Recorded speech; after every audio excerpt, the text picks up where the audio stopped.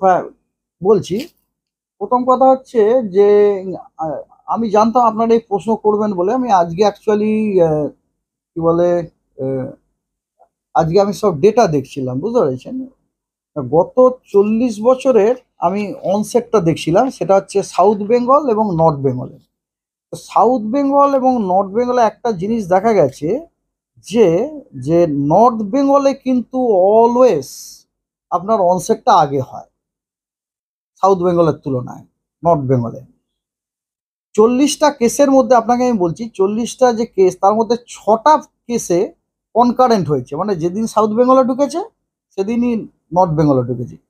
এটা বাদ দিয়ে 34টা কেসে কিন্তু নর্থ বেঙ্গলে আগে ঢুকেছে, এটা স্ট্যাটিস্টিক্স এটা বলছে।